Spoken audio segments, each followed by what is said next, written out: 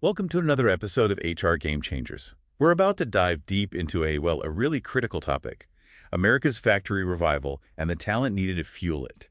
You shared a fascinating article by Brett Beauchamp-Russell, Rebuilding the Shop Floor, Reimagining the Talent Pipeline. Our mission today, unpack the key insights. It really lays out the challenges, but also, importantly, the path forward. Precisely. And what's really striking is that this isn't just, economics. It's about changing minds, building new skills, and completely rethinking how we find and keep talent in manufacturing, a vital sector. We'll dig into why, even with billions invested and new factories popping up, we still have almost 500,000 jobs sitting empty, and crucially, what innovative solutions are emerging. Okay, let's unpack that first bit. Huge investments, right? CHIPS Act, Inflation Reduction Act, private money, Right. building semiconductor plants, EV battery factories. So loads of activity, loads of potential jobs. Why the gap? Why almost 500,000 vacancies? It's a great question, and it's what everyone's asking. The article points out surveys show finding and keeping people is the #1 worry for manufacturing execs and economists. They see a need for maybe 3.8 million more workers by 2033. If we don't change course, almost half of those jobs, maybe 1.9 million, could still be vacant. It looks like supply and demand, but the roots go deeper. Okay, so finding and keeping people, that's the core problem. What solutions does the article offer? It kicks off with something interesting, the image problem, the visual makeover. You know, that old idea of dark, dirty factories. But today's reality, often gleaming facilities, collaborative robots. How are companies actually trying to shift that perception? Yeah, that perception gap is huge. It's crucial because reality has moved on. These aren't your grandfather's factories anymore. Think clean rooms, advanced robotics, even operators using augmented reality. It's high tech. But the public image hasn't quite caught up. Companies know they need to change that story. Right. And how are they doing it? The article mentions some really modern approaches. Things like TikTok walkthroughs, VR factory tours at school events, even selfie-style day-in-the-life videos. Exactly. It's about authenticity and meeting potential hires where they are, digitally. Forget slick corporate ads sometimes. A simple Factory Friday live stream hosted by younger techs, that can be way more powerful and cheap. When Gen Z sees modern tech, clean spaces, not soot and grime, interest genuinely picks up. Application numbers rise. It's showing, not just telling. Makes sense. Show the reality. But, okay, beyond the image, there's always the money question. The article notes manufacturing pay often lags behind construction or logistics sectors competing for the same people. But it argues it's not just about the starting hourly wage, is it? No, absolutely not. What workers really crave, just as much as a good wage, is a clear path forward, career progression. That's a huge takeaway. Companies that actually give out pay plus path sheets on day one, mapping out, say, a 4-year journey from apprentice to a senior role, they see better acceptance rates and lower turnover. It shifts the dynamic from just a job to more of a career partnership. A partnership, yeah. Yeah. Investing in each other. Are there any sort of quick wins linked to that? Anything companies can do more immediately? There are. One quick win mentioned is pairing those pay path sheets with tuition stipends, but making them unlockable after, say, 6 months on the job. It ties education and skill development directly to tenure. Keeps both sides invested from early on. Clever. Build that loyalty. Yeah. But it begs the question, how do companies afford higher pay without just shipping jobs overseas? That global competition is real. Right. And that's where the tech comes in. The article makes a strong counterargument. One skilled technician overseeing maybe 4 AI-guided machines, their output can actually match lower overseas labor costs per unit. And every little improvement in overall equipment effectiveness, OE, gives more room for higher wages. Things like predictive maintenance, those Lean Six Sigma Kaizen bursts for rapid improvements, cross-training people on cobots, they pay for themselves. And they justify better pay, tying wage increases to hitting OEE targets. That builds trust and aligns everyone. That completely reframes the value of the worker. It's not just labor cost, it's productivity driver. So the jobs themselves have changed, not just manual work anymore. What skills are needed now, and how do we build them? The shift is massive. Get this, only about 2 out of 5 factory jobs now are direct production. The rest, they need skills in mechatronics, data analytics, supply chain management, sophisticated stuff, and maybe half the open jobs already need a bachelor's degree. That's a huge skills gap. A real gap. Which brings us to apprenticeships. The article highlights a big difference. The U.S. has tiny participation, like 0.3%. Compare that to Switzerland's 3.6%. Wow. But it does mention successful models, like the FAME program. What makes that work? Yeah, FAME is a great example. It's a 21-month program. You spend 3 days working on the line, 2 days in class. The graduates, they're earning close to 98K within 5 years. That's Yeah. significantly more than peers without that focused training. The strategy really is to replicate models like FAME regionally, get major employers and community colleges together in consortia, standardize the curriculum, share mentors. That systematic approach is key to scaling up. Sounds powerful. Okay, another challenge you mentioned is the aging workforce. Mhm. The silver tsunami, lots of experienced people retiring. How do we stop all that know-how, that institutional memory from just walking out the door? That's a critical issue. The median age in manufacturing is over 5. As these experienced folks retire, decades of, that gut feel knowledge could just vanish.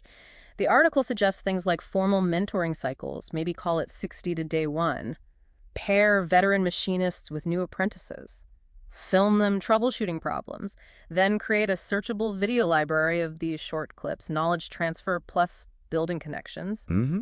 Capturing that tacit knowledge. Mm-hmm. And I think it also mentioned gamifying it, awarding digital badges for completing mentorship modules. Exactly. It makes it more engaging. It gives both the mentor and the mentee recognition as they progress through different knowledge areas. A bit of fun, but effective. This all sounds great, but can individual companies really solve this massive talent puzzle on their own? It feels bigger than that. You're right. It often is. Siloed companies struggle to predict their long-term talent needs accurately. That's where regional collaboration comes, in councils bringing together manufacturers, colleges, workforce boards. They can create coordinated demand signals. That helps colleges tailor courses to the exact machines and software used locally. Things like quarterly meetings to pool grant applications or sync up internship schedules.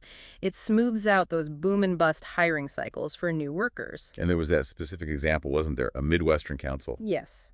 They cut the time it took to fill jobs from 12 weeks down to 5. How? By sharing candidate pools instead of hoarding them. That's a huge win that benefits everyone in the region. Shows what collaboration can do. Definitely. So what about people looking to switch careers or maybe upskill quickly? What's emerging for them? Micro-credentials are a big part of the answer there.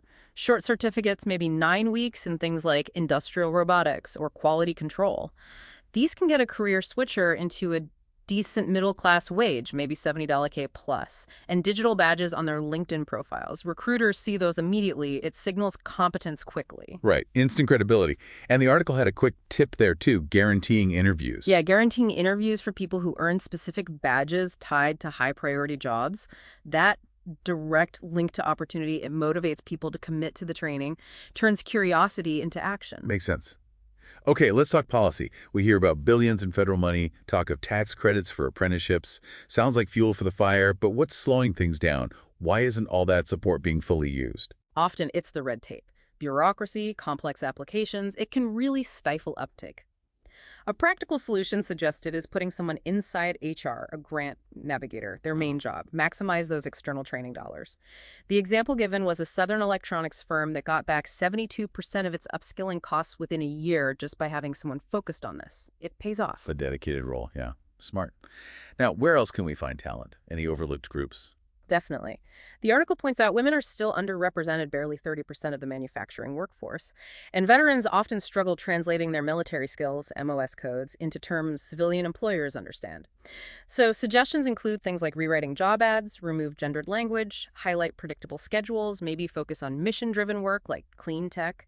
And for veterans, specific bridge programs, helping translate, say, avionics repair skills into industrial PLC diagnostics, that can bridge the gap almost instantly. Tapping into those pools seems crucial.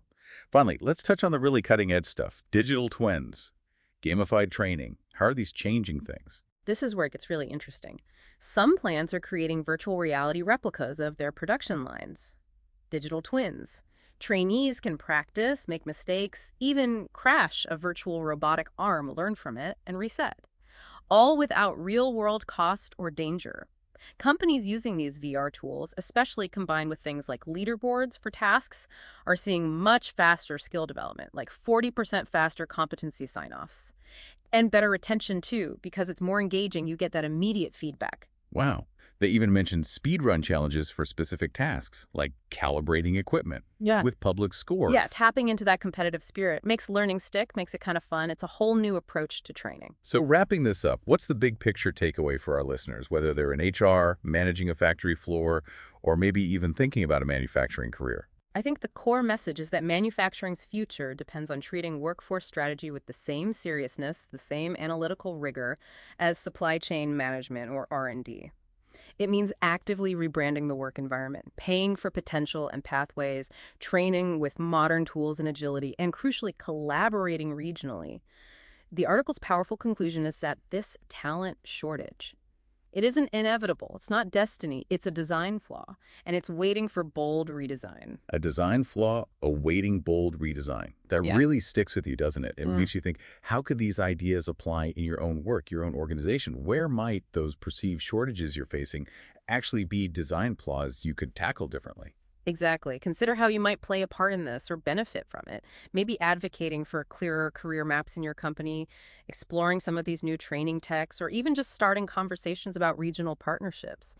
These shifts in talent strategy are likely relevant far beyond just manufacturing. We certainly hope this deep dive gave you some valuable insights and maybe some new questions to ponder. Thank you for joining us for another episode of HR Game Changers. Until next time, keep learning, keep questioning, and keep redesigning.